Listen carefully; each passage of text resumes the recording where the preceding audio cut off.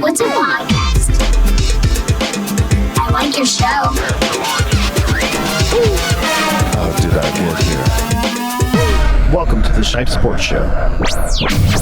Good evening, ladies and gentlemen. Good evening, ladies and gentlemen. Welcome to another episode of the Shipe Sports Talk Show. I am your host, Matthew Shipe, joined always by my co-host and producer, Paul. How's it going? Good. How you doing today? Nah, I'm doing well. I realized why I couldn't hear there. I had my mic down by accident. You on your headphones? Yeah. And joined always by David, the Coach Shipe. Okay, thanks for being here. All right. So on today's show, we're going to be previewing the Redskins versus the Eagles, a big division matchup, and almost can say a must-win for both of these teams. They're both 1-2. So both of these teams really need to get on track in this division with the Cowboys, hurting. The Giants are also struggling. So this is a must-win for both these two teams. We'll also be doing our weekly fantasy segment, as well as going around the NFL, covering all action from this weekend, the top matchups. And then we're going to talk a little Nationals to end the show. There was a very interesting article that came out in the Washington Post today, and it was also on the internet the past couple of days. So we're going to talk a little bit about that and the turmoil that's going on in that clubhouse over the season.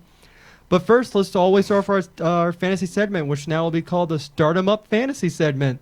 The reason I'm doing Start 'em Up is because I'm always telling you who to start. So that's what we call for now, the Start 'em Up Fantasy segment. I thought I had some kind of soundbite for that. I don't know.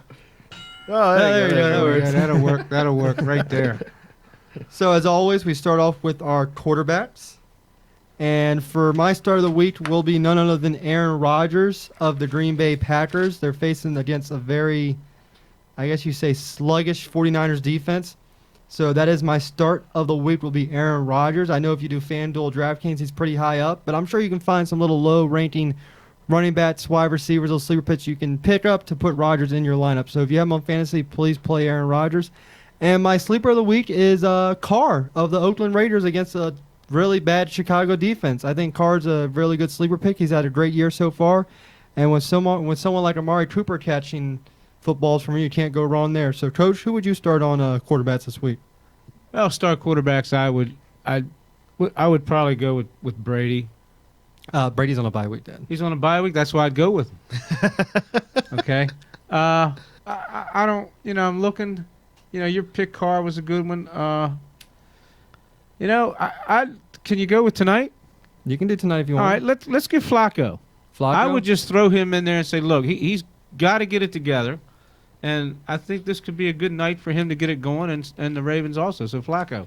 All right, we're going to jump to running backs, and my pick of the week for running backs is Mark Ingram of the New Orleans Saints. They're playing against the Cowboys defense, who allowed Devontae Freeman to just run up on them last week. So I think Ingram will have a good game. And on the opposite side, I have Joseph Randle as my sleeper. So I think it's going to be a really good running back battle between those two. And I like the running backs in that game. Coach, your running back? That's good. Running back. See, you're getting me here. I've left all my picks at home. Okay? See, I didn't remember to bring them. So let's go. A nice running back. You know what? Let's go with the running back for the Redskin, Alfred Morris. Even with the split carries between him and well, Matt Jones? I think what the Redskins need to do is get back and settle for Morris, and maybe they'll figure it out by the time Sunday rolls around. That give Albert the ball. Okay. Who's the other guy running from him? Isn't his name Matt Jones or something? Yeah, Matt Jones, the other running back. He's awesome, right? Yeah. What the? Well, Coach is getting a phone call in the middle of the show. Must be on my picks. Okay. Does he want to come on? Hold on. Yeah, he can. Paul, can you hook up the phone? All right, we have a little guest. Go ahead. No, hold on. We're gonna hook his phone up. Yes. We're gonna hook his phone up. Paul, take it off speaker. Let's see. Are you there? Coach Prather, can you hear us? You there? Put the sound up. I probably didn't have it down all the way. Coach Prather, can you hear us? You there? Hold on, let me try something else. I'm trying to have a guest on the show who's calling in. He called in kind of late, so we're trying to get this to work. Did he hang up? He didn't hang up. How do you take this off? Just take it like that? Yeah, just throw it off. Throw it out. See, I made 2 fantasy picks and I get a phone call. Yeah, well, maybe he was saving me. Coach, you there? Coach Prather? We're having some technical difficulties right now with our guests. Can you hear us, Mr. Prather? We can't put him on speaker either. Oh, there. Coach Prather, can you hear us? There he is. Coach Prather, you there? Can you hear us? I don't think he can hear us. We may have to get him on next week. Coach, can you hear us? I'm pretty sure he could hear us. Coach? Turn the radio down. Coach Prather? Go ahead with your picks. All right, we're gonna have to try again. Yeah, you get. Let me see. Coach, can you hear us? Coach. Coach, can you hear us? Coach, can you hear us? Coach, can you hear us? I don't know if he's like. We'll give him a call We'll back. have to try it. We'll have to Try it again. We'll have to try again next week. All right, let's move on to our wide receiver picks. No, then. we'll catch him here in just a few minutes. Okay. Yeah. Well, until Go then, ahead we'll move and on to go. our wide receivers pick. Go with your picks. I have Larry Fitzgerald from the Arizona Cardinals as my wide receiver pick of the week. I mean, he's been just running it up the past 3 weeks beginning of the season. They're playing against a not so good St. Louis. I don't think secondary. I think they've had some holes to fill. The Redskins proved that as well when they were passing the ball against them. So go Larry Fitzgerald. And my sleeper is going to be Jordan Matthews of the Philadelphia Eagles. We've seen the Redskins secondary time and time again falter against, certain wide receivers, little speedy guys, possession guys. So I'm going to go with Jordan Matthews. Who's your wide receiver pick? Wide receiver for this week. Let me see here. I have a couple. Okay, who's a good one? I know people are going to sleep waiting for me for their picks. I tell you, can't go tight end, got a wide receiver. Mm-hmm. Okay. All right. You know what? I'm going to go Redskin laden. Who? I'm going to go with Garcon. Garcon? All right. That's not a bad pick with that secondary of the Eagles. They haven't looked good at all this year, so we'll see if Kirk Cousins can get it going and give him to Garcon. And then last off, we will tight ends as well, and I'm going to go with Jimmy Graham of the Seahawks. Last week, he finally stepped it up. I think they're playing against a soft Detroit defense, so I like Jimmy Graham this week. And who do you like for tight end since you were going to pick one? Yeah, I was going to pick one. I like Jordan Reed for the Redskins. All right, so we'll go with Jordan That's Reed. a good pick. He's doing good. He leads them in receptions, yardage so far, so he seems to be Cousins' man. All right, and then last defense, I'm going to go with the Jets against Miami's offense. I haven't liked Miami's offense all year. The Jets defense, they didn't even take a step back last week when they played the Eagles. It was that Darren Sproles, punt return that really killed them. And, the Brandon Marshall lateral play that came out of nowhere. So I like the Jets defense against Miami. Coach, your defense for the week? Seahawks against, against Detroit. Detroit's struggling. All right, so that's our fantasy picks of the week for our Start 'em Up fantasy segment. That was fast. That was fast.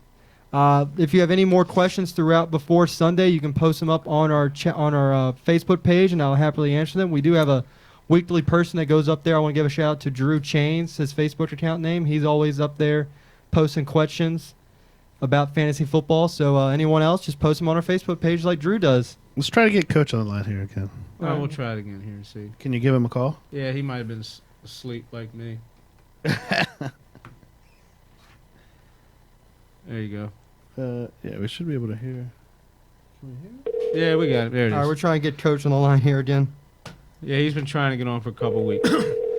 So I still gotta set up my fantasy for this week. Do you do the daily fantasy? No, like the weekly ones. Oh yeah, yeah. You should also look at the trade. There's a trade? Yeah, which one? I sent Paul a trade this week. I'm just kidding. Hey, I heard later that if anybody was looking for a sleeper defense, okay, Oakland. The Reach Raiders. the voicemail box of 30. All right, well, we're going to attempt to get Coach Later Prather on here in the show. later on the show or at another date when we can get everything worked out. May do better than that. Might get him in here. Yeah, we should get Oh, him that'd in. be great. Yeah. All right, we're going to change here. We're going to go straight to the Redskins versus Philadelphia matchup. Wait, hold on. Can we stick on fantasy for a little bit longer here? Do you have a Sure, question? go ahead. Yeah. All right. I'm not what's facing you, am I? It just so happens to be that I have my fantasy lineup here. Is Drew Brees completely out? Let me see. Yeah, Yes, he's out. I'm sorry, Roethlisberger. He's He's done. done. He's He's done. done, You yeah. can't play him. Nope. He's out for a couple weeks. Okay. All right. So I got Palmer in. Yeah, see definitely who play else. Palmer. That's a Doug- good one. Doug Martin. Is he gonna? Is he? He hasn't been doing good as he should be doing the first 3 weeks that he was doing the preseason. So Okay. So let's talk about this for a second. I got LeGarrette Blunt is on a bye. Dang. Andre Williams. No, it looks like he's probably my best choice. Andre Williams, No. Martin. Martin. Yeah, he's your best choice. Williams is the backup and the Giants. I mean, unless he vultures some touchdowns away, but they mostly been passing their touchdowns down the Giants. Okay. All right. Well, so I guess that's actually looks okay for this week for that league for that this week at least. I don't have that many. I don't have many other running backs. Andre Williams. Did I already say that? I did. And Shane Vereen, but he's in my flex position. Maybe if you check your trades, maybe you'll see that you have one. No, I'm trying to give you a running back. Who? No. But you're giving me. How do I? I don't even know how to do that. Okay, so that's minutia. But let me go into my other league here and see what the dealio is. Did you see that I won last week, even with my Drew Brees out? So my quarterback didn't even play, And you still won. and I still won. And I think it was actually against Guillermo. Well, it didn't take Dom that long to look at the trades. He quickly denied both of them. That's funny. All right. Actually, in our fantasy league this week for the show, I'm going against Guillermo, and it's actually the battle of the unbeatens this week. Oh, It's 3-0 versus 3-0, me versus Guillermo, and I've just been killing it. in are you that guys fantasy. the only undefeateds right now? I believe we are. I don't know if Brad is or not. I believe you're playing Brad this week, aren't you? I think I just saw you were playing B Camp Sports. Who am I playing this week? So the hosts, I am. So all the people who've been on the show for hosts are all playing each other this week. Should be interesting. That's funny. Yeah, but see, okay, so I had Drew Brees, he's out, so now I have Kaepernick in there, which is not bad, I'm guessing, right? It's not the best. Mm-hmm. What do you guys Are think? you looking for interceptions or touchdowns? Yeah, which one do you want? You mean there's not an IPR interceptions per throw, IPT? I guess that's not a real No, stat. that's not a No, real stat. you don't get points for that. No. should be, though. I would avoid using Kaepernick at all costs this week. I avoid using him at all. I don't have any other quarterbacks, though. Well, then you better go on waiver wire. I'll help you out after the show on who to look for. All right. Yeah, even Rothenberg with Yeah, a 'cause- dislocated probably could throw more touchdowns. Yeah, I would have to look to see who's on the waiver wire after this. So I would have to help you out with that after the show. Oh, Brady, 'Cause I can't look at it right now. Brady will throw more in an off week. Yeah. All right, so Le'Veon Bell is back on Le'Veon Bell, yes. Le'Veon. Isn't he? Is this his first game back? Second game. He Second came back game? last week. Yep. Okay, so I have him. Let's see, running back. I also have Abdullah, Start him. Freeman, and Forsett. Actually, don't start Abdullah. Out of those three, You better start Forsett tonight. Abdullah's playing the Seahawks defense. You don't even want to risk that. I would go with Forsett tonight. oh no, but I have right now. I have starting. I don't have Le'Veon Bell starting. Just Put 'cause him in. Okay, he's replacing Abdullah. Yes. So he's going to replace Abdullah at my flex. Oh, what's happening? Okay. All right, that should be good then. Let's see. So Kaepernick, T.Y., Allen, Devontae Freeman. So running backs, I have Justin Forsett, Devontae Freeman, and Abdullah as my flex. Yeah, you're good. All right. Wait, I thought I... No. But you don't want Abdullah in there. You want Bell. Yeah, I thought I switched them. Okay, maybe it was because I had to log in or something. All right, so then I'm poised to do pretty good this weekend. Then C.J. Spiller, he's not. Okay, good. All right, Marvin Jones, is he good? I mean, he's getting touchdowns also as AJ Green. So it all depends on who Dalton decides to throw to. But yeah, he's getting good. Okay, Good so my passes. three wide receivers that I have, would you replace him with any of these? Or I should say, would you substitute him against anybody of these? I have T.Y. Hilton, Allen Robinson, and John Brown. Put Hilton in. I have T.Y. Hilton. John- What I'm saying is that I Oh no, don't put any one of those. Yeah, no. Keep what you have. okay. Yep. All right, cool. That sounds good. All right. That sounds all right. You're Thank you for the set help. for the You're weekend. welcome. Now we'll move to our next segment, which will be the Eagles versus the Redskins matchup. As I said earlier in the show, this is a must-win for both teams. Both of them are coming in 1-2. You have the Giants, who are also 1-2, and then you have the Cowboys, who are 2-1, who could be fading in the near future because with their injuries to all their star players, including Romo, Bryant. This division is still up in the air, and you're almost a quarter of the season done. You have to finish the first quarter at least 500. You can't go 1-3. You go 1-3, Correct. the Redskins season could get out of control really quick. So Chris just texted me, our guy who goes in the chat room, Sea Dog, asked if Alshon Jeffries real quick is worth the start. I would say no with his first start bet, only because He's playing Jimmy. He had his quarterback Jimmy Clausen this week, and we really didn't see much of him last week when he played against the Seahawks. So I would go no first game back. I would stay away from him until we see what he's good and see if he's ready to go 100%. So I would say no to Ashon Jeffries for right now, Chris. So do not play Ashon. That's a no to That's a no to Ashon Jeffries. And that's a no to anyone on the only player you should be playing on the Bears is probably Matt Forte. Right, yeah. All right, so here we go. We got Eagles versus the Redskins. We have Sam Bradford versus Kirk Cousins, both struggling quarterbacks. Bradford maybe a little bit more than Cousins. The Eagles offense, who was exploding during the preseason, has been very quiet. You have DeMarco Murray, who really hasn't done much, if anything at all, so far this season. It's really Ryan Matthews. I think has the most rushing yards for that team. Correct. But like history shows last week, when I picked the Giants, the Redskins just find some way to make teams that are bad get back on track, which they did with the Giants last week. And I personally don't think anything's going to be different this week. They are playing in Washington, which is pending right now because of Hurricane Joaquin, whatever the name is. If it does end up making a turn up to Chesapeake, apparently what they're saying is either they'll move the game to Detroit because Detroit's playing in Seattle, right, or this will become their bye weeks and they'll play in Week 8 because they both have off in Week 8. So another thing could be is Week 4 will just become their bye weeks and then they'll move to Week 8, which could actually help the Redskins a little bit because it gives one more week for Deshaun Jackson to return. So right. Extra week this would actually benefit, I think, the Redskins more if they would cancel this week's game and just do a Week 8 because Deshaun's starting to practice, so he gets another week. He'll probably be back next week, so that's a less game you have to play without Deshaun. So if I was the Redskins, for the area, you don't want this to happen, but for them, I wouldn't mind taking the postpone of the game and playing Week 8 because Deshaun will probably be back next week. Yeah, who are they playing? Detroit? No. Detroit's playing Seattle.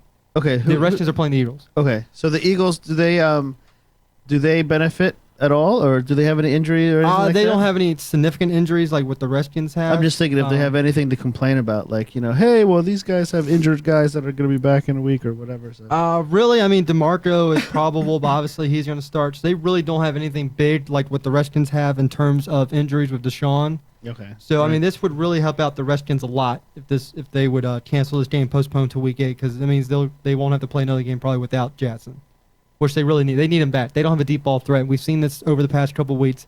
They don't have anyone that can spread the field out, Yeah, just there's nothing they can do. I mean, there's really no play action that you have there. You can't, fake a handoff to Morris Jones and throw it over the top because another receiver is speed enough. You have the rookie, not the rookie, but you have Ross out there, but he doesn't probably have the hands as Deshaun. He doesn't have the speed. So this would really help the Redskins if it would postpone. But let's not talk about postponement. Let's talk about the game itself. And let's go with the Eagles first, what they have to do. And they have to get Bradford going, and they have to get DeMarco going. I mean, right now it certainly looks like DeMarco was just a product of a really good offensive line in the Cowboys. And he needs to prove himself that he wasn't just a product, that he is a star running back like he should be in the league. Bradford, maybe it's a new system. He's trying to learn the offense. He didn't really. I think he only played 2 preseason games, I believe. So he's got to get going. And this Redskins secondary, for some reason, they have the talent, but they just can't seem to stop anyone. You got Culliver, Hall, Breland. It's taking step backs from what he used to be. He's doing what Emerson did, where Emerson came up for a couple of games and then starts getting pushed back. So they got to put pressure. They got to put pressure on Bradford. That's what really has been killing Bradford this year, has been pressure. So they have to get Kerrigan's got to have a better game than what he had last week. I mean, Eli was slinging the ball all around on them, so they got to get something going here. Stop DeMarco, make Bradford beat you. And if you beat Bradford, then you have to make DeMarco. So you have 2 top players for the Eagles that are struggling. Make them beat you. Well, the Redskins, they also have to work on, you can't just rely on Kerrigan. They've got to get the linebackers on the other side to get some pressure on, because if they get some pressure on, that may free up Kerrigan, because what you're doing right now is you're setting the line to Kerrigan's side for pass protection. So you're not getting any help from what you would call then the backside. They're not giving any help for Kerrigan to loosen him up. So, and what's that? Murphy over there has been playing over there. He's got to step it up a little bit, okay, in order for Kerrigan to get on a roll and possibly, help himself out. Okay, well, they just announced a little breaking news that the game will be played this weekend. It will not be postponed. So the Eagles and Redskins will be playing this week at FedEx Field. So I guess they're not really worried about Joaquin, whatever.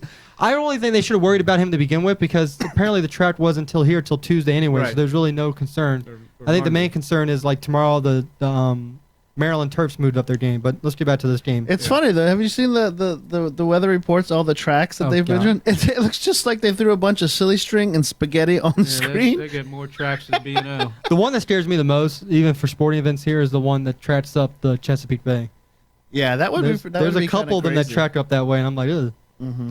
So anyway, that was CBS Sports NFL. Yeah, so saying that they're reliable. That both teams have been notified that it's going to carry on. It's supposed to. All right. So the Eagles, I mean, Bradford last week went 14 for 28, 118 yards and a touchdown against the Jets. Granted, the Jets have a good defense, but I mean, if they, they don't have those, that punt return could be they could be 0-3 right now. So Bradford's got to get going in history. Like I said, if it repeats itself, Redskins always find a way to help a team get right. So this could be the game the Eagles get right. And if it is, I mean, Bradford could really have a big game this week, and they could really kill the Redskins. And also, now let's go to the Redskins' offensive side. Cousins got to get going. Yes, people are already talking about he's got to stop. And now what you're getting back in the thing is, if they lose this week, okay. And I heard in a couple spots, does now the conversation come up? Did it go back to RG3? Does the owner step in now and say, look, here's where we're going. What you want to do, it's not working. So now you get into what they were in last year. But one of the other things the Redskins have to get going, and they have to in order to make a difference in this game is, and I'm going to say special teams. They can't allow a big return or a big thing, and they've got to get something else going on special teams themselves. Mm-hmm. I know they got the one, was it kickoff back for a touchdown last week? Yeah. Okay. First one I think they had in almost 5 years. So what they have to do is take off of that, and set him up again. But they also have to stop Philly from any big returns. They don't have a slouch back there either. So that's a big factor. You got Sproles, and as we've seen, the Redskins' special teams is horrible, and Sproles knows how to make a play. But let's go with Sproles. Out of the backfield is even dangerous. Yes. You got the three, like we said, the three-headed monster. Right now looks like just a two-headed monster with DeMarco not doing good. But this could be an open-up game for DeMarco. I mean, we saw it, week in, week out. I mean, the Redskins, I keep bringing up, they have a history of helping people. Yeah. Well, what Philly has to do this week, they have to get DeMarco more into the game plan. He's got to have, more carries than what he's had. I mean, that was his thing down in Dallas. He was the man at running back. He was getting the carries. Again, he was behind a good line. But Philly has, I'd say Philly, but he's got to get more touches. He has to get in the rhythm. If he doesn't get in the rhythm, then that doesn't set him up for the second half. Yeah, and Chris Seadog just asked, which running backs will have the biggest impact this week, since we're just talking about him. I think for the Eagles, it's going to be Darren Sproles playing that little dual threat out of the backfield, also a punt return man. I mean, if you're including him with what he does all around, it's going to be Sproles. For the Redskins, Morris has got to get going. Gruden keeps on coming out saying Morris is my top guy, but he's not showing it. He's giving more carries to Matt Jones. Jones had a fumble problem in Florida. Yep. He's having one here. Yep. Go with the guy who's been giving you 1,000 yards year in and year out his first 3 years. The guy who broke the single-season record as a rookie. Right. Give him the ball. He doesn't have fumble issues. He had a little bit, 2 years ago, coughing up, but that, RG3 gave a couple bad pitches to him and everything. Give the guy who's been your workhorse the past 3 years. Don't go away from him just because Jones had a couple nice runs. Yeah. A couple of those nice runs are because the offensive line did their job. Right. Go with the man who's been with you for the past 3 years and been working his ass off for you. Right. The same thing goes, like I just said, with DeMarco Murray. I mean, give Morris the ball. I mean, let him carry it. Give him the load. That's what he wants. I mean, you can put Jones in there to give him a break here and there, but you rely on Morris. Alfred is your man. That's what he's there for. Right. He's there to be your backup guy. He's there to help keep pressure off Kirk Cousins. You can't make Cousins throw 40 to 50 times a game. Right. That's not what Kirk Cousins is built for, and that's not what this offense is for. You saw when Gruden was in Cincinnati, they built a nice run game around Jeremy Hill last year, Yes. Giovanni Bernard, which opened up the passing game for Andy Dalton to throw. Andy Dalton, he's a good quarterback, but he's not a 40 to 50 type guy, and neither is Kirk Cousins. No.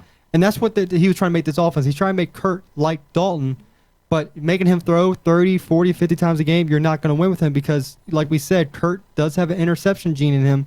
He's trying to right the ship, but you're not helping his case by making him do that. Make him throw nice and easy throws. get the run game going, and run it down the Eagles' throat. As we've seen, the Eagles' defense has been vulnerable this year, especially their secondary. So maybe this is a game where Kirk can get going. But, having Deshaun is showing the effects right now. Not having Deshaun, it's showing everyone that this is a vulnerable passing game without him. Yeah, well, I don't know. I could be wrong, which I'm wrong a lot of times. But Philly's secondary, I don't think is up there with some of the top secondaries in the league. No, I could be wrong. No, they're not. Everyone thought they were going to be, but they're not. But here's the thing: these two quarterbacks could have a field day Sunday because you've got now, depending on the weather. Okay, we know it's going to rain and stuff, which is more reason to running backs. Right, but and God knows how the turf is going to hold up at FedEx. It plays like a swamp when it sprinkles. Well, you saw what happened to Peterson a couple years ago. But it could be both of these quarterbacks could get on a roll. This could be the game for both of them, and it's going to have what secondary is going to hold up. At the end of this game, I mean, that's what another thing you want to look at. Which secondary is going to come to play?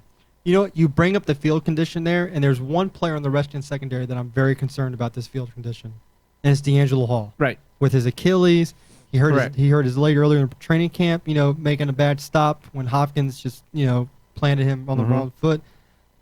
He's a concern for me, and if you're the Redskins, you try to keep him off the field as much as you can and just rely on Culliver and Breedlin and bring him in on, nickel time because I'm really concerned for D'Angelo with this field. As we've seen, this field is horrible. Right. Which is why you can't play Deshaun this week because of that. With a hamstring, especially on this field, you can't play Deshaun this week.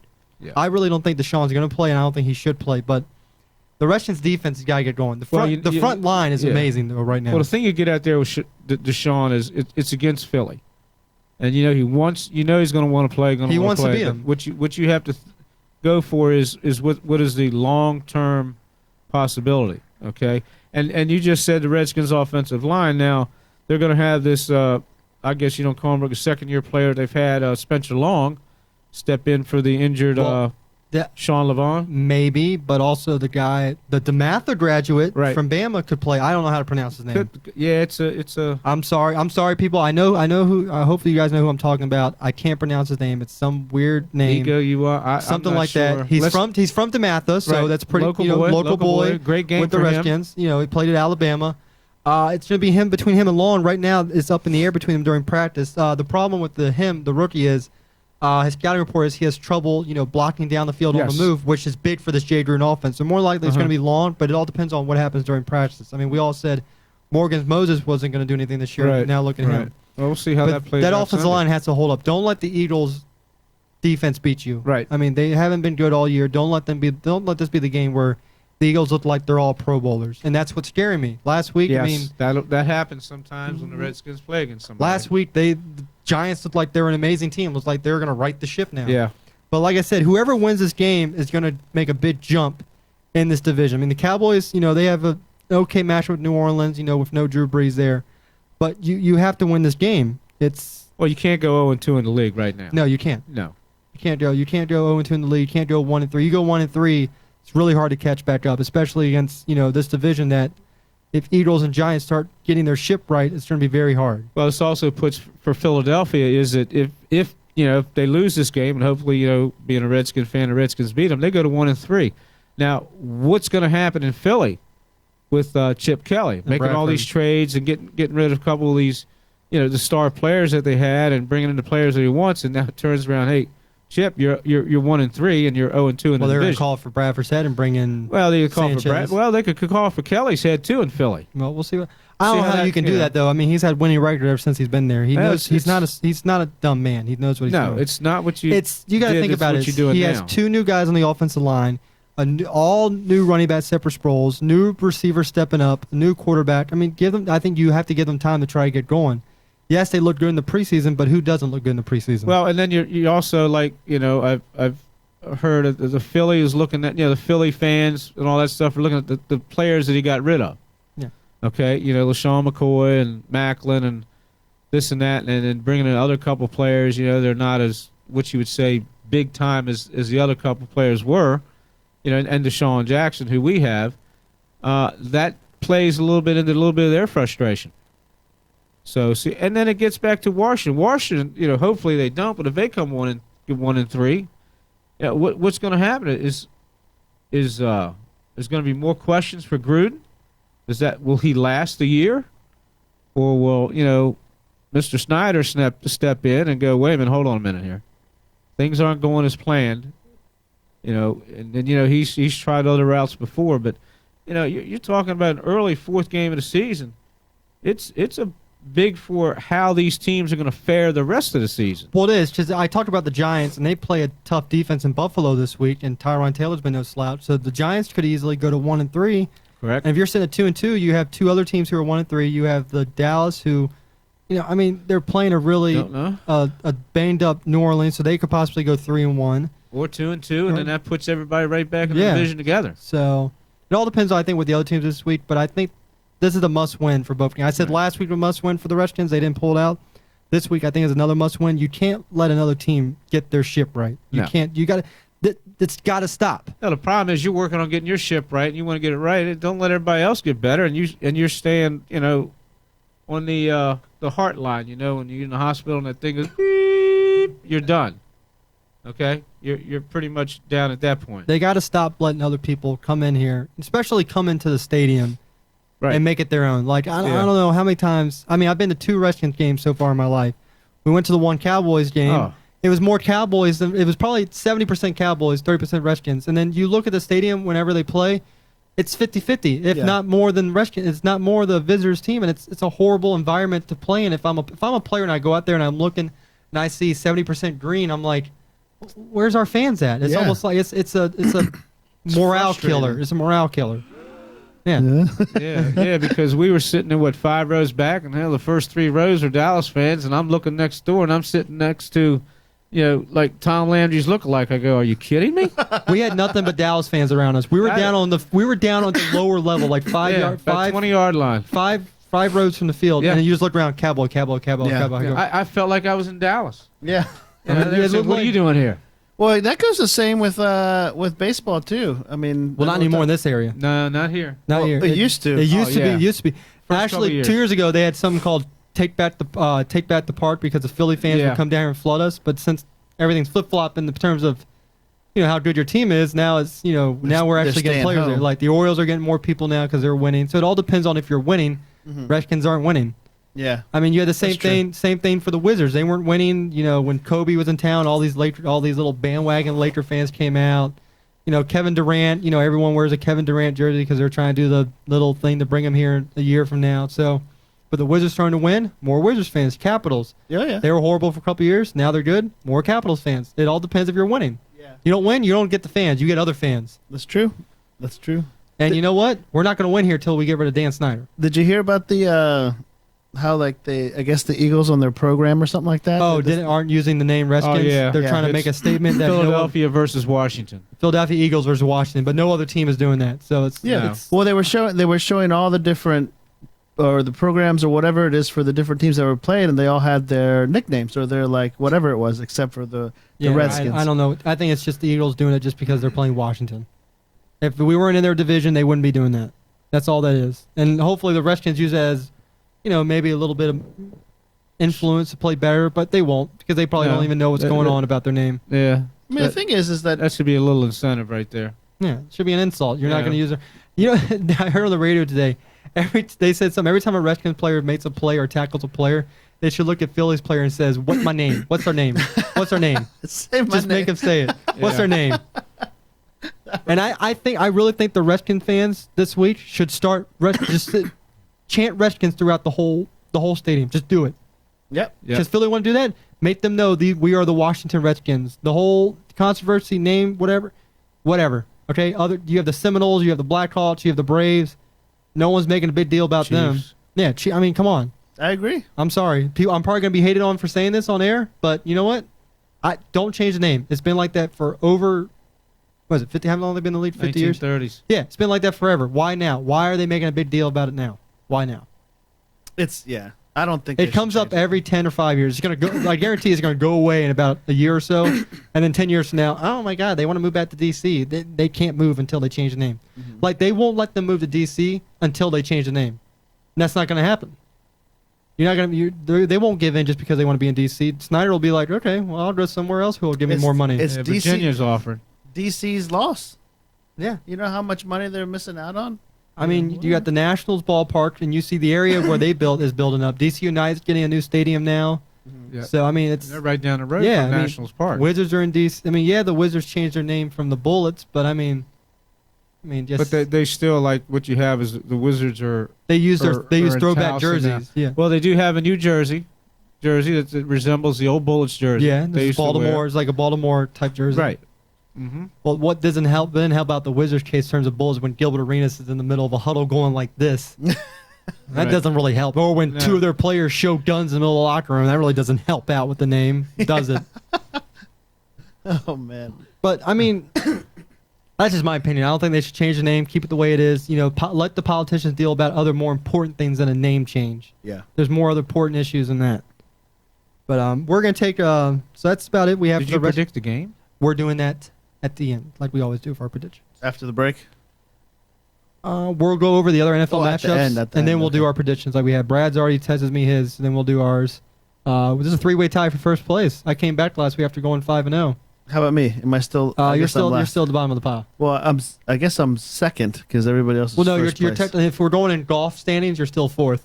Ah, That's golf. If there's a tie, they go 1-1, and then that person would be 3. okay. So we'll do golf standings. So you're sitting at 4. I'm sorry, Paul. It's all right. Don't worry. There's No, there's Paul, still I a don't full even know where season I'm left. sitting. I You're in sit first. right here in this You're chair. 10-5.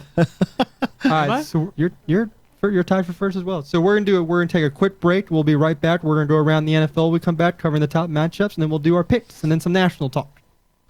Stay tuned.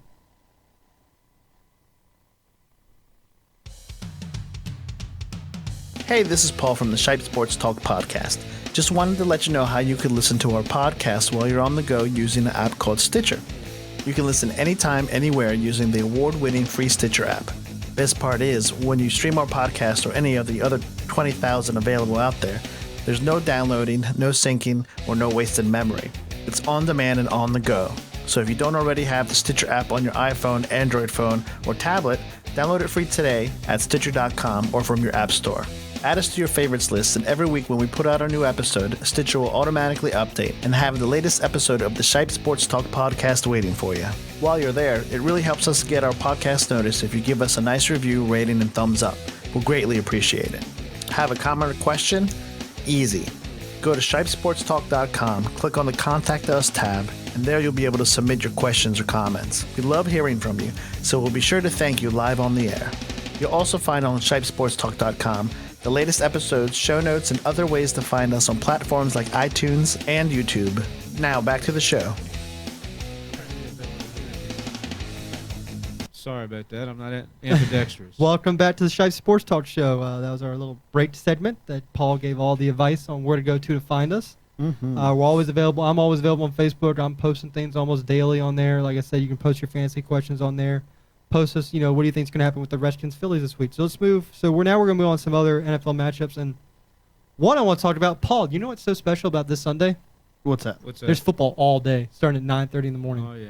9:30. They're playing a game over in London. The Oh. Jets versus Miami. So Jets football and starts at Dogs. 9:30. So should be a couple day drinkers out there probably this starting early. Well, I'll be starting early. I don't know if we'll have the. What is it? Is it Friday or is it actually when's yours that day? My birthday's the 7th, but we're doing the So everyone, Paul will be celebrating his big. Should I tell him the age? sure 25th. Yeah. Okay. Plus 15.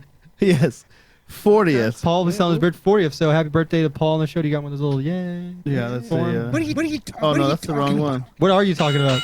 There you go. Happy birthday. So happy birthday to the producer of the show, Paul. So happy birthday, buddy. Yeah, thank you, sir. Yeah, get that. That's good. It'll be here in a few So days. I'm in no rush. you might as well go ahead and just start having fun that day. So the games will be starting. That game will be starting at 9:30. 9:30. Start at 9:30 between the Jets and Miami over in London. I said my preferred breakfast meal for that be chicken and waffles and a beer. How's that sound, Paul? What's that again? Chicken waffles and a beer. Oh, that sounds good. I'm going for turkey legs and Scottish eggs. We're going to the Renaissance Festival. Oh, that sounds Oh, yeah. good. We got a big bus and have a whole bunch of friends joining us, taking them down to the Renaissance Festival. But it's funny because I'm making everybody dress up. it was my 40th mandatory wish. telling me there'll be lots of pictures of that. Oh my god, it's gonna be ridiculous. It's gonna be pretty. So funny. let's look at one big matchup. I think we talked about earlier was let's look at the New York Buffalo matchup, the Giants versus Buffalo. I mean, you got Eli coming off a really good game, Beckham, but they come off a good game against the Redskins, but then you have to go right against Buffalo and the Rex Ryan defense. And tell you what, instead of the Buffalo defense, the offense, Tyron Taylor is just coming out of nowhere. He's having a good year. I don't know if it's from sitting, maybe behind Flacco, learning stuff in Baltimore, but he's come out of the scene. He's great running, dual threat quarterback. Yes. You have Sammy Watkins, who was out last week, but Percy Harvin there. I think that's a big difference. He's Percy Harvin. a little bit. Robert Woods is stepping up. McCoy's hurt, but the Williams, the backup, had a pretty good game last week. Yep. So, and eventually Sean's going to get back in it, and then all of a sudden they're going to be good offense going to be better. Yeah. So I mean, look for Buffalo. I think Buffalo's going to take it this week. I think against the Giants. I think the Giants. Their offense. Victor Cruz was supposed to come back this week, but he had another setback. So his indefinitely out once again. Their run game is going iffy right now between Jennings, Williams, and Vereen. So we see that going, but we'll see if Eli can continue the streak. So that should be a very interesting game to watch. That's a 1:00 game. Yeah. Also, another one I'm really interested in is they're playing an 0-3 team, but I really want to see Oakland again. I want to see if Carr just keeps improving like he does week in and week out. Amari Cooper, he's showing really good. I think finally Oakland has hit on a quarterback they've been looking quarterback for. and receiver combination they've been looking for, and it's Daryl LaMonica and Fred Biletnikoff. And Rich Gannon and Tim Brown. That's right. So, they're finally hitting on something they have there. Really good defense, really good running game with Murray. Yes. So, He's picking up I pace. really want to keep seeing Oakland goes. Another one after that is another 1:00 game between Houston and Atlanta. Atlanta's 3-0 right now. Houston, Ryan Mallett had a very good game last week. The defense there is pretty good. You got Watt and Clowney. Watt's always going to be a threat. So I really want to see how Atlanta does, especially, Julio Jones has been, you can almost say Julio's almost an MVP candidate, but when you have Rodgers and Brady balling out, it's really hard to say that. Yes. But I really like the this game potential it could become, especially, Atlanta's defense is a little bit shaky right now still. So I want to see how Mallett does again this week, especially if Foster returns. It should be a whole new different Foster Houston should help team. him out, protect him a little bit with the run game. And one of the last good 1:00 games, I believe, this week will be Cincinnati versus Kansas City. Kansas City coming off of a loss against the Packers in a shootout, but the Packers just took a big enough lead where they didn't have to look back at them at all. Cincinnati, another 3-0 team coming off a big win against Baltimore, which I was the only person to pick was Cincinnati, so you guys got that wrong. That helped out with my 5-0 week. But Andy Dalton is playing with great potential. He's improving a lot. I thought at first maybe I gave him a curse, maybe I gave him a little boost when I met him. What do you think, Paul? Maybe. We were thinking you AJ put something in his coffee or something. The only thing that's concerning me right now there is their running backs are struggling a little bit. The Bernard Hill. Right. I thought the duo would be really good. So they're struggling a little bit, but their defense is keeping them in games. So I really like that matchup, and I want to see what they do against this tough Kansas City defense. Yeah, I'd like to see Alex Smith get back on the plus side again. I thought he struggled a little bit against Green Bay. Oh, there was a big news that happened last week in that Kansas City game. What? For the first time since 2013, a Kansas City wide receiver caught a touchdown pass. Right. Paul, they went for a year and a half Yep. without a wide receiver catching a touchdown there. Really? Yes, a year and a half. Oh my god. So they finally. So how are they putting points on the Jamal board? Charles. Yeah, Charles out of the And backfield. now they threw passing touchdowns, but no wide receiver caught one. Okay. Gotcha. Yeah, tight ends caught a few. So that was pretty big. Another game go down to the Cleveland San Diego. There's been a lot of turmoil in the Cleveland locker room this week. That a lot of people are saying Johnny Manziel should be the starter after the way he performed, but he beat the Titans. Yeah, it's my team. But if you actually watch that game, he really only had 2 good plays. Other than that, he was really bad against the Titans. Benjamin, got behind the bad, Titans secondary without Jason McCourty. Without the Titans defense doing any containment on Johnny, and he's running all over the field, that sets up for receivers to come out of their patterns and get back. And quarterback holding the ball that long, even as a defensive back, You're going to get tired. well, yeah, you're like, really? You're following a receiver, and all of a sudden he takes one step. Johnny's been running around for 15 seconds or so, and all of a sudden here it goes. But and people look at that, but running all over the place, and defense getting tired and stuff like that. I'll give him maybe some for that, but I don't think he's really into the game plan right now that they have the other quarterback in McCown. So we'll see what happens there. And Chris Sea Dog once again you know what?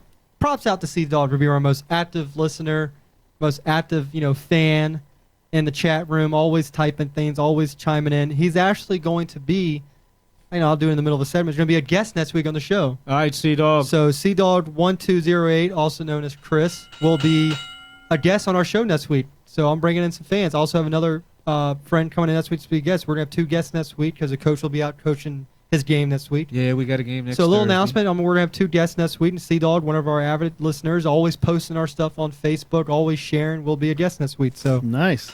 So he asked if Great. Arian Foster's coming back this week, and reports yes, but you're going to have to watch up to the 1 o'clock game on Sunday. You got the Twitter feed. Look up Matthew Berry, Adam Scheffner. Keep watching it. Keep your Twitter going to see what happens with Foster. But all indications Foster will come back this week.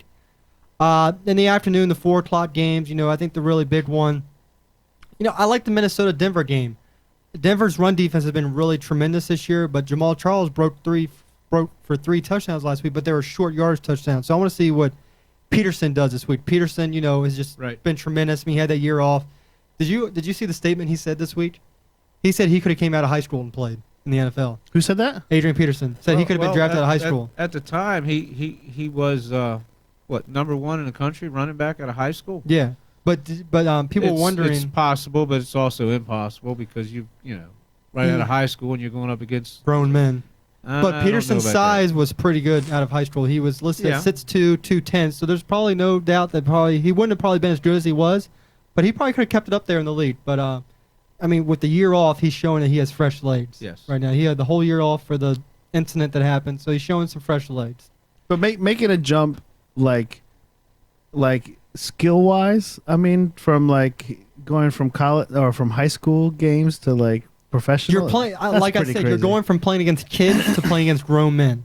Yeah. That's what I'm saying. You're going against 30-year-old that are going to be like, oh, look at this little high school kid.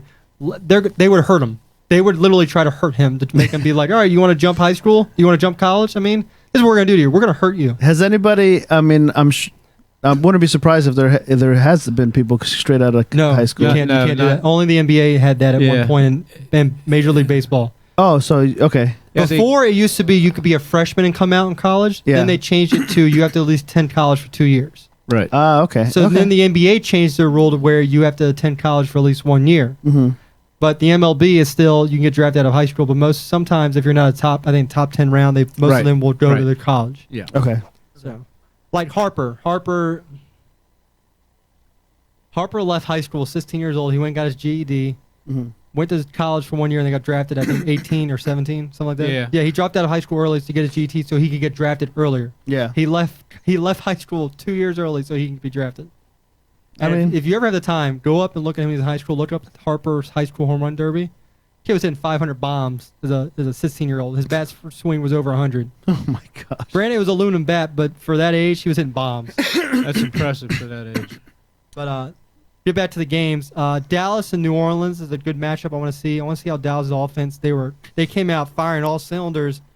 Then second half they went away. Brandon Wheaton tried to get a little too creative to try to force some stuff when he didn't have to. Their running game was really doing the work for them. And then Yes, for some he was reason a they went workhorse. away. They went away from the running game because I think they felt the pressure when Matt Ryan started coming back. And then New Orleans, without Drew Brees this week, how are they going to do?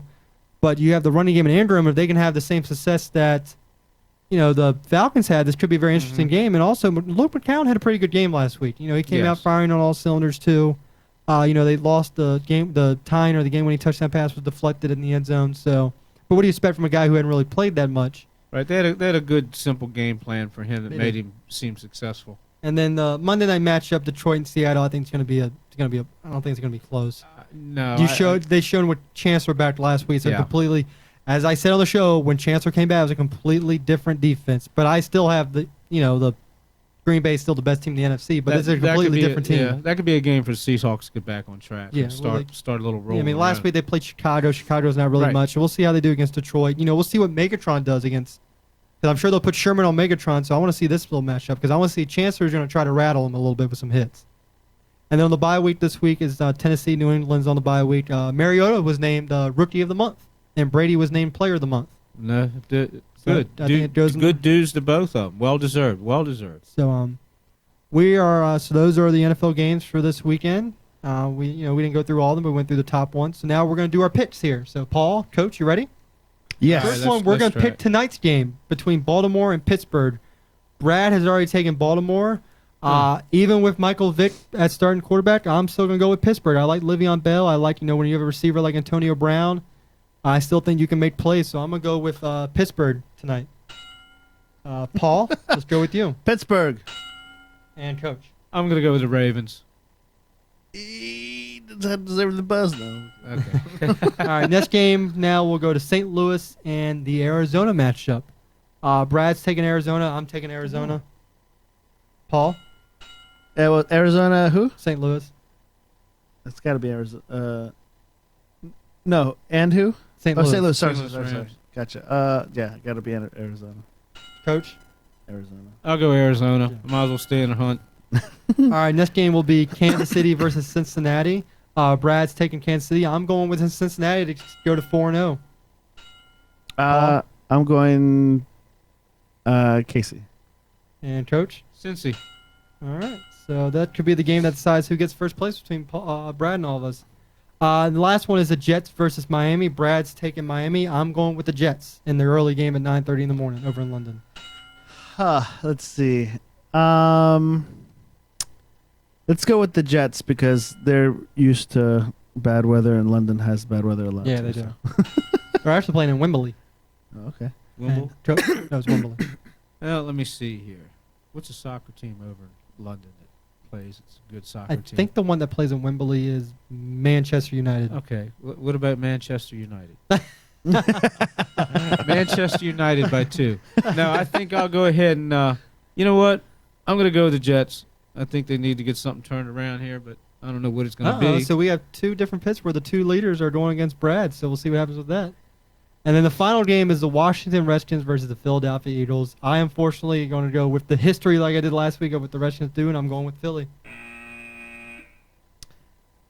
What did Brad say? He said Philly. I'm going Redskins. And Coach? Redskins.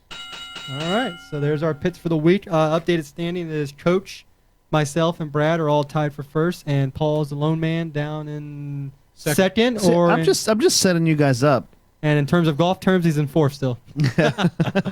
But Brad, Paul, I'm just messing with you, buddy. I know. It'd be a lonely second. All right, so It's all right. we're gonna jump ship here from the NFL, and we're gonna go with the MLB, and we're gonna talk a little Washington Nationals. There was an article that came out today in the Washington Post. It also came out online. Yeah, if you read it would have took you most of the day. Yeah, and it was called. The article title said it all, Paul. You know what the article title was? Huh. When do you think you lost this clubhouse? Oh. That doesn't sound like a good article name, does it? No, not at all. Doesn't speak too highly. And this refers to a comment Jason Worth made to Matt Williams in a heated argument in the clubhouse. And I'm going to talk about that situation. The article writes that Jason Worth had been leading off for the past couple days. He's been batting, he's playing left field. And usually when a manager gives a veteran a day off, he'll call them, he'll text them, tell them, hey, look, I'm giving you a day off. Worth never received anything. Worth came into the clubhouse that morning, saw that he wasn't penciled in, saw he wasn't playing, ripped the lineup card off the wall in the clubhouse, went straight to Williams, and in the middle of the clubhouse got an argument, and then said to him in the heated argument, when do you think you lost this clubhouse? Oh, wow. For a veteran guy like Worth to say that, that's not good. Yeah. And it's not the only thing we've heard in this article. This article mentions times where Danny Espinoza refused to talk to Matt Williams. And, Randy Knorr was like the go-between. Yeah, the ambassador, because when Rendon came back, Espinoza had been playing second base, and he improved tremendous this year. He was having a great. I'd say he was having a great season at that time. He was when he was filling in, hitting, and Williams had promised Espinoza, look, I'll get you in 2 to 3 games every 10 days. So every 10 games, between 10 games, he'll play 2 to 3 times. Okay. He went for a month stretch without even touching the field. He had 2 plate appearances. Go ahead, keep talking. Well, we're not going football anymore, so it doesn't matter. Coach, can you hear us? What's up, man? Hey, how you doing, Coach? Okay, on the Shipe Sports Man K Live hotline, we have Coach Sean Prather of the Gatesburg High School JV football team. How you doing, Coach? Welcome, sir. I'm good. How you doing? Good. Well, couldn't get you in earlier, but we'll get you in now. Tell the fans a little bit about yourself. I'm a Gruder High School graduate. I am being a tech football player. Working over at Gaithersburg High School as security and coaching JV football. And just trying to make a difference in kids' lives in today's world. Very nice. I would have to say Coach does a great job of doing that, working with you this year on the field and in the school. He does a great job. Coach, what position do you play at Virginia Tech for Mr. Beamer? Wide receiver. Wide receiver. How was it? How was it playing for Mr. Beamer? How was it? How is he as a guy? Actually, he's a great guy. Beamer came on. My last year there was Beamer's first year, so I got to play for him all year. All right, what year was that? That was 86. 86. I'm not trying to bring up what year he graduated. I'm not trying to be disrespectful about it. All right. So tell us about your college career. Who did you play under before Beamer even got there? I played with Bill Dooley, Virginia Tech. That was a good coach. But again, that was towards the Bill Dooley's end of his career and Frank Beamer's beginning. So that was the team that I played for. Excellent. All right. Since you're an ex-wide receiver, I'm sure you still keep with the NFL. What do you think about all these new hit rules they have for the wide receivers protecting them? Do you think it's a lot more easier now for receivers? You see a lot more receivers now breaking all these records in terms of receiving yards and touchdowns. Do you think it's a lot more easier for them now than when you were playing college or when Jerry Rice was playing? A lot more easier for receivers now to be able to go out and get the ball more now that they don't have to worry about head hunting defensive backs. It's a lot more easier now, I think, because it's more pass-oriented offense. Everything is about pass. Not much run game anymore. So a lot of records can be broken that way because it's all about passing. Yeah, and like I said, what do you think about the new, like the rules with the hitting and everything? Like, do you think they're going a little bit too soft on those, or do you think it's more for player safety wise, or were you a fan of the big hits? I know you're coming on the opposite side of those hits, so I know what you're thinking. I'm kind of a fan of the big hit, just didn't want to get hit. But I'm a fan of the big hit because it's football. I mean, as long as it's not a cheap shot, and you got to train your body to take the hits. All right, So if, let's say you're a wide receiver about 10 years ago in the league, and you're going up against. I'm sure you're a Redskins fan. Are you a Redskins fan? I'm a football fan. I'm not really much a Redskins fan. Well, we'll go with the Redskins player who had big hits and Sean Taylor, and you're a receiver. How do you get prepared for knowing that you're going to be probably hit all over the place? I mean, is there any way to get mentally, or just get ready to get hit and you know it's going to come? That's one of the things you talk about as a wide receiver that you can't prepare yourself. You just got to go for the ball, and you have to it's embrace. That you're going to get through it. Was there ever a moment when you were playing wide receiver and you had a pattern cross middle of the field and you felt like your quarterback may have led you into unsafe territory with the linebacker or safety? You went back to the huddle and saying, "Look, man, you can't do that to me." Did you ever have that situation when you were at Virginia Tech? Well, there was a couple of those patterns going on there. What do you tell your quarterback? Yeah, what do you say to the quarterback when you know that he's probably led you to something that you probably shouldn't go into? You kind of maybe tell him, can you throw it a little bit behind me so I can adjust to it? Don't leave me too far out in front. Because if you see him coming before I do. Now they always say that receivers have, I guess they hear footsteps. Is that true to where maybe a wideout will hear footsteps and maybe will take his eye off the ball and that produces a drop? Is that a true thing out there? You don't want to. I don't think it was a true thing. I mean, because if you're going to go for the ball, you're going for the ball regardless of what's happening. But there's a thing where you do hear footsteps. No. You get your money? Mike, you get your money? Oh, okay. Yeah. What are we doing? No, you owe me 20 on the home. He owed me 10. So he's got a little bets going on You there. got some bets going in there, Coach. I'm sorry. You got some bets going in down there. No. I'm at the barbershop. Come Oh, sounds like you're at Coach the join us from the barber. sounds like you're at the 50 Cent store. So as a Say 50 Cent store. so as a wide receiver, as your former wide receiver, and you're a fan of the NFL, what wide receiver do you want to watch the most now in the NFL? Who's your most exciting receiver to watch?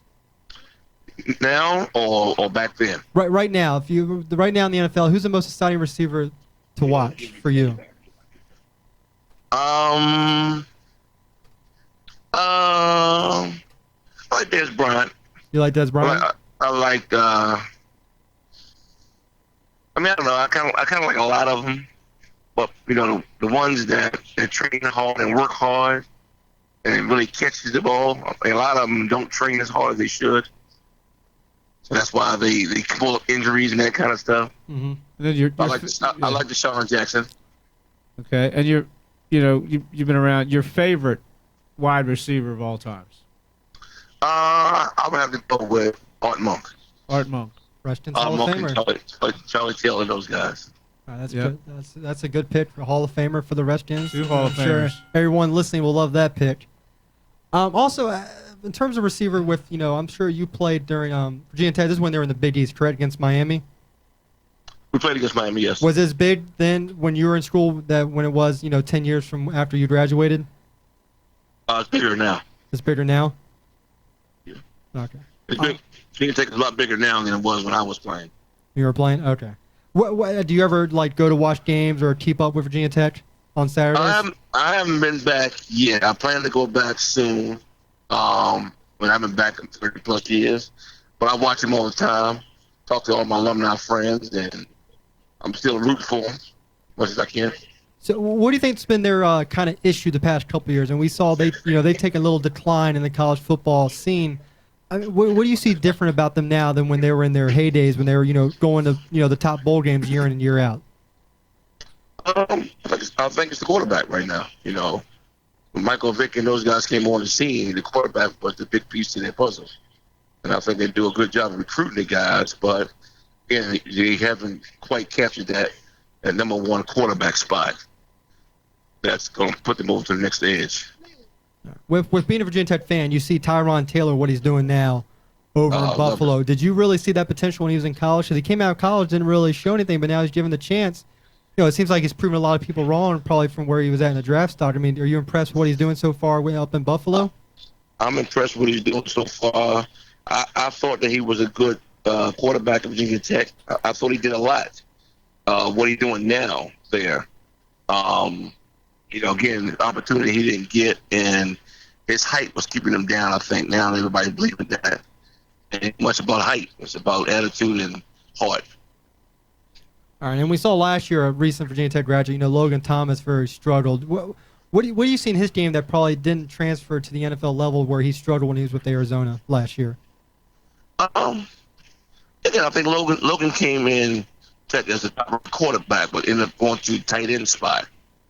And I wasn't sure if he put I'm pretty sure he did, but I think the game just moves so fast for him at quarterback. I thought that he's developing now, and put him behind the 8 ball. We started off at quarterback and went to tight end, so he didn't really adjust to the quarterback until a little late. Okay. And I know you're a wide receiver there, but it seems like Virginia Tech were never, What was when you were playing there? What was the best player when you were playing with? Besides yourself, of course. I'm sure you were one of the best players there. Who was someone you enjoyed playing with while you were there? Victor Jones was one of my favorite guys to play with. Hey, buddy. Victor Jones, Bruce Smith was there. Bruce had left when my first year there. Eric Chapman, a couple of those guys that played. And it seems like in recent years, what I'm really noticing from Virginia Tech is they're producing a really good family tree of folders at cornerback position. It seems like every year they get a new folder. I don't know where all these brothers are coming from, but it seems like their defense has always been top notch there. And it seems like Beamer really knows how to make a good defense and really even a good special team wise there. Was that the same when you noticed his first year there, your senior year? Did he have a big defensive philosophy when he came in as well? Defense wasn't his philosophy. Special teams was pretty good at it. But I think Bud Foster took it to another level when he came in at defense. We had good defense coordinators there as well, but I think Bud Foster came in as a different kind of defensive guy. And you can see it now. His strategies and his beliefs in the defense is kind of make the kids do different things. On the Shipe Sports Talk line right now, we have Sean Prather of the Gatesboro High School JV football coach, former Virginia Tech alumni. The NFL now, you see all these rule changes to protect the quarterbacks more. Do you agree with some of these decisions where even if you just touch the helmet, it's a penalty? And speaking of penalties, what do you think about this being the most highest penalty in the league so far to begin a season? I mean, what do you think about all these penalties they're just throwing out? Do you think the refs just want to get more airtime for themselves and these penalties are just bogus? I guess I can't say the refs are going to get more airtime. I think it's more just the rule. They're trying to protect the players and trying to prevent as much injuries. But I think football is football, whereas you got to let them go. I mean, they're getting bigger, faster, and stronger, so it's hard to protect anybody nowadays. Speaking of bigger, faster, and stronger, you're seeing a lot more quarterbacks coming out of the league now that are bigger and stronger now in the DB position. Do you think were they a lot bigger than when you were playing in college ball? These cornerbacks now that are coming out of college. I mean, they were faster. They're faster now, I think. I don't think they're as strong. I think they're a lot faster now. I think they're more of a cover corners than they are tackling corners. Now they are? Now they are. I mean, we can all agree with that. I mean, you've seen them.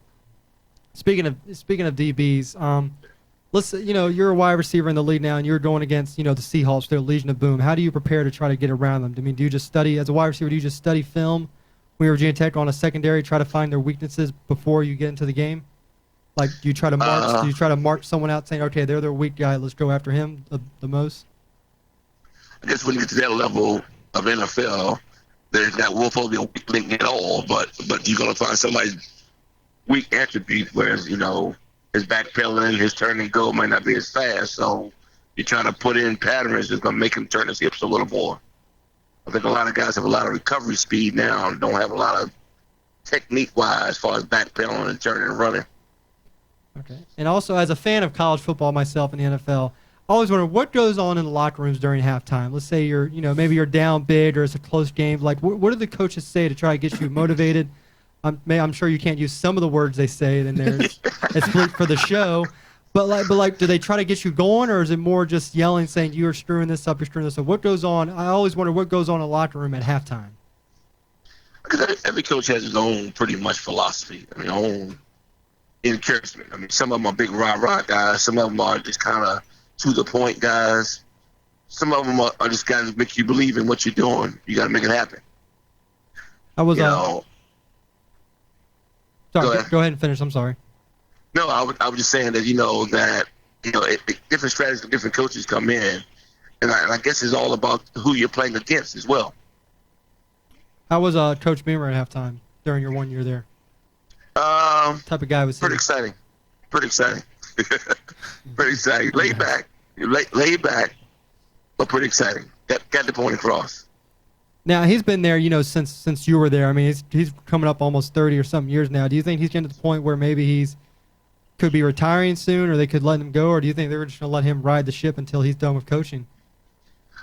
I think they're going to let him ride until he's done. Again, he did a great job down there. He's doing a great job down there. And his recruitment is still high, I think they're going to let him ride it out. His son's involved now, so, again, I think they're going to let him ride until he's ready to give it up. Okay. Now, I'm going to go with you as a high school coach. Now, I had another coach on earlier this year, and I asked him this question. I want to get your opinions on it. I've seen a lot now. I follow that Moco football website. I'm sure you're familiar with that. Of high school football players transferring from one school to another to play football to get more playing time. What are your thoughts on that? Because it's almost like they're doing free agency for high school football. So, I mean, how do you feel about kids going from high school to high school, just trying to find a program where they could play at? I don't like it. I don't like it because I think that, if you're good enough, I believe if you're good enough, you're going to make it. Somebody's going to see you wherever you are. You just got to make plays. You got to do what happens. You can't keep transferring to the winning schools. Nobody's ever transferring to the schools that are losing. Mm-hmm. So you're transferring to the winning schools, which means that you're trying to be the piece to the puzzle that they're looking for. But again, there's some things already happening there before you get there. So I think that wherever you are, if you got it, you're going to make it. If you don't have it, you're not going to make it. Okay. Now, now, what type of coaching philosophy do you have at Gatesburg? I always hear all the story. My dad comes home, how you guys are doing during practice. But what's your philosophy when you approach coaching as a head coach? Development of the kids. As far as the game, developing in their skills in the game, developing them as characters, young men. Trying to change their lives and giving them something to look forward to in the future. Making them be accountable for their actions. I've always talked about myself as now growing into coaching as long as I've been doing it, is that I think I coach life. Football is a part of life. It's things you got to do in football to prepare you for your life. Be disciplined. Be focused. Be a team player. Be accountable for your actions. It's funny you bring up discipline, and I want to get into that a little bit. You see a lot of these NFL players now are going out doing stupid stuff. They're getting suspended. They're getting fined. Do you think that comes involved with the coaching staff or maybe the management there not disciplining these players enough or trying to keep tabs? Or do you think it's just if you have an undisciplined player in the NFL or in college, there's not much you can do for him? Well, I think that started long before the NFL. I mean, that started in his high school days, his youth league days, his college days. Yeah. He may have been that type of player that everyone looked past his negative part of his actions and let him do what he wanted to do. And now he got to the NFL, it's catching up to him because he's not able to do it anymore. It's in the public's eye. So everybody started to see what he's doing, hold him accountable for what he's doing. Okay. I also want to congratulate you on your overtime win last week. Yeah, thank you. Good win against Paint Branch. It's always good to beat them. Oh, really? Okay. Yeah. Are you gonna play this week? You think? Is Joaquin gonna mess up your playing this week? Well, when's the game? Saturday? Saturday. The game was scheduled for Saturday. I think Joaquin is going to take advantage of us as counselors. I had to ask my dad that when he came home, so I want to ask you too to see if Joaquin's going to mess all you guys up this week. Yeah, I think Joaquin messed up a whole lot of stuff going on. All right, well, I think we're running out of time for the show today, so we're going to give our goodbyes to Mr. Prather. Mr. Prather, thank you for joining us today, and we would love to have you back on the show one day. No problem. Thank you. Anytime. We want to get you in studio one day. You think you'll be able to do that for us? Sure. I think I can handle that. All right. Well, we'll work it out. We'll get you in studio. So thank you for joining us on the Shipe Sports Talk Hotline, Mr. Prather, Coach Prather. No problem. Thanks, Coach. Thank you, buddy. All right, Sean. I'll see you tomorrow. Good luck this Okay, weekend. good. Bye. Okay, bye. All right, he's good. He can't hear us. All right. And that was Coach Prather of Gatesboro High School on the Shipe Sports Talk Hotline, former wide receiver from Virginia Tech. So it's really good to have on. Answer some pretty good questions for us, former graduate. So that was good to have on the show. I think we're actually going to postpone the national talk that we had, the Washington National Talk. We started, but we're actually going to postpone it to next week. Because actually next week on the show, with the season over on Sunday, we'll have a national season wrap-up next week. That'll be good. So actually, I may postpone until you get back because I know you got some things you want to say about that. I know Well, there's tons you want to say. You don't want to carry it on too long. We can get that back. I can leave you the notes and stuff. Or All right. When is their last? I'll call you at Sunday. halftime. Sunday's the last Sunday's game? the last day. Yes. No, I'm happy it's over with. It's been a rough season, and it's time to put them down. Well, I mean, how long have they been having issues like in the bullpen? Because I mean, the only thing I've seen was like the fight. The fight, yeah. That fight last week. If I'm the Nationals, I'm cutting Papelbon. As soon as the season's over with Papelbon, you can go pack your bags. How are you going to let someone choke out your star MVP player? Yeah. And let him stay there? What does that show? Oh, Harper, we're not going to back you up. Did Harper did he get penalized in any way? He just missed a game. Yeah, they didn't say he was suspended, but they kept him out of line. He was going to take a day rest anyway, so let's just say we're going to suspend him on Monday. But he didn't really do anything, did he? I mean, he was just like talking. Harper literally just looked at him and said, "Let's go." And then after the fight, Harper went to Williams and said, "I'm done." and Williams pulls out, and then you put Papelbon back in the game. Right. Williams, I didn't know what happened. How the hell do you not see a fight? You're telling me you're not there, you don't look over and go, how do you not know? Well, that says a little bit about who. Williams is what, the general manager? He's the manager. Okay, so it says a little bit about how And maybe they try he manages they try the to team. right their ship by suspending Papelbon for the rest of the year. Well, that gets back to a lot of things. You're going to say, I didn't see it. You don't know what's going on in your dugout between innings, during innings. I know you're focused on the game, but really, it's not like it's a mile down the road. The Exactly. Papelbon-Harper thing started back when they were playing the Orioles. Yes. Machado hit a home run. Machado came up in the ninth, and Papelbon first threw one up, little chin music as they call it, Yeah. and then threw it again. And if Machado hadn't raised his arm up, Machado would have been drilled in the head. Right. Oh, damn. So they get rid. So Papelbon gets tossed. Buck Showalter hops the fence, comes out and says, puts his arms in front of Machado and says, "You ain't hurting my player." Nationals player saying, "You wouldn't see any of our coaches do that for us." Right. So I mean, I don't know if they're making fun of Showalter, but Showalter got out of the dugout and went to protect his player, saying, "You ain't gonna hit him anymore." Yeah. So Right. Baltabon, made the comment. Then Harper came out and said, they asked him, do you think you're gonna get hit in retaliation? Harper said, it's pretty tiring. I'm the star player. I'll end up getting hit. So basically, Papelbon was sitting Harper. I don't think and didn't end up getting hit because I think the players probably realized, Harper probably had nothing to do with it. Right. The Orioles. I mean, the Orioles probably had some class, but that's really what happens. You hit their player, they're going to hit your star player. In this case, it's Harper. So, Papelbon, let it go. Why? Why put him? You're still in the game. Why put a man on first? And why jeopardize your star player getting hit the next day? I mean, they could throw at Harper's, hit him inside on the wrist, break his wrist. They could do anything to him. Right. Why are you going to do that? So I think that boiled over. And Harper wasn't even going to want to fight him. I mean, I guess Papelbon said a couple words that weren't very nice, and Harper said, "Let's go." Well, because it started right because he hit. He didn't run it out, but here's the thing, though. He still got the first. He wouldn't have reached second anyway, even if it was dropped. You go back, any veteran would have done that. And Papelbon played with David Ortiz. You really think Ortiz runs those out? Hell no. I mean, Ortiz is 300 pounds. When it comes down to it, he should have kept his mouth shut. Yeah, that's not your job, Papelbon. Let the Yeah. coach worry about it. So Papelbon said, run it out. Harper was just probably like, screw you. And then more words and said, let go. And Papelbon just reached at Harper with his neck. And I'm sorry, they got in a real fist fight. I love Harper. Papelbon would have beat his ass. Papelbon's a 6'4", 220 country boy. He's a big dude. Yeah, Harper's still Yeah. a little child. Papelbon's a man.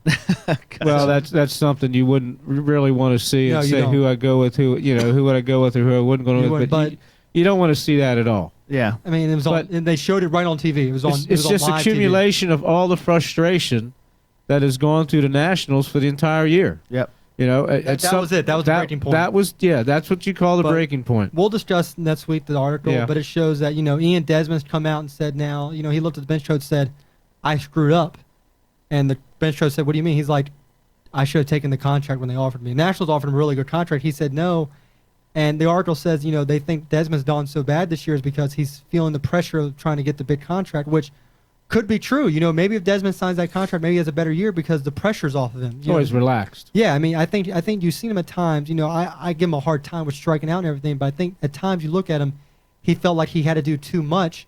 When he was finally got to relax a little bit, he was hitting the ball better, he was hitting home runs, but I think he felt that, crap, I have to play good, and since he probably lost himself almost $50 million in money.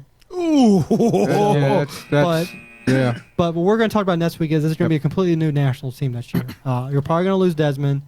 Probably going to lose them. I mean, they could probably bring Desmond back now as a cheap price now. Yeah, probably could. The other thing is whatever they have left in there. Jordan Zimmerman becomes a free agent. Somebody had said, "Well, what's the possibility of bringing Jordan back?" But you got to deal with that. Strasburg And Harper. and 'Cause Harper and so- Strasburg are going to deserve money. And I tell you what, you got to keep Harper here for his career. Don't let him go anywhere. Yeah. If I see Harper in pinstripes, I'm going to shoot myself. Pay I him. refuse to see any of him, Strasburg, even Zim. I refuse to see any of them in a Yankee uniform. Yeah. I hate it because Right. they will go after them hard. Ugh. So Harper becomes a free agent in 3 years. Next year, I believe, is Strasburg. So you got to work something out with Strasburg. I believe. Let during the Storen offseason. have another year on his I don't contract, even and then care. he's in his option year. I don't even care about Storen anymore. They can trade him for all I care about now. Well, Storen costs us so many games. They can trade him for all I care. I really, that's my opinion. Even though, they brought Papelbon in. Suck it up. Be the setup man. Suck it up. The first 3 games as a setup man, he pitched amazingly. It was probably a big FU saying, look what I could have done. And then his ERA went to like 9 over the last 2 months. Oh gosh. So we'll discuss that next week Yeah. on the end of the year show for the Nationals. On a side note, I heard that so it's possible that Papa Ball might get He either may get cut or traded They'll or have whatever. to eat his 11 million. But I think they should. But it's funny because I was listening to the radio this morning. They said that he just closed on like a $2.9 million home locally over here. So He probably just thinks like he's not getting yesterday or released. something. We'll see what happens. It's going to be an interesting off season for the Nationals. So that is going to do it for us today. Thank you, everyone, for listening. Thank you, Coach Prather, for coming on the hotline. Yes, Coach. Coach. Next week, longtime fan C-Dog, a.k.a. Chris, will be in studio. Another one of my friends, Christian, will be in studio. Oh, that's the wrong one. What are you talking about? No, that's the wrong one. Oh, why are we doing these segues? What are you doing, Paul? There we go. There he is. Better put a name Paul, on why each don't you tell of everyone how they can find us? Right, so you could find the Shipe Sports Talk show on a podcast on iTunes or on Stitcher. Just search for Shipe Sports Talk. When you listen to us, give us thumbs up, a like on the episode, give us comments on the episode, shoot us emails at shipesportstalk@gmail.com, and you can send tweet us at Shipe Sports Talk. And keep on rolling with the fantasy football questions. I'll answer them. Yeah. I have access to my Facebook or my cell phone all 24/7. Well, maybe not at night, but during the day. Like I said, our biggest fantasy, questionnaire guy. I like to give a shout out to Drew Chains. That's his name on Facebook. He gives a lot of questions. We try to answer them. Mm-hmm. He gives me a lot of tough ones, so I try my best to make sure he wins some games in fantasy. I hope I'm doing good for him. So, Yep. Drew, keep on sending them. We'll keep on answering them. So next week we'll be previewing the Nets-Redskins game. We'll be talking about, around the NFL as always, our Start 'em Up fantasy segment, as well as the national season recap. So for myself, for Paul, for Coach, and for Mr. Prather, thank you for joining us this week, everyone. Have a great day and stay safe. Yeah. Stay safe this be weekend. Careful this weekend. Stay safe this weekend. Board up your windows. Get some sandbags. whatever you need to do. Get the boat. All right, see ya.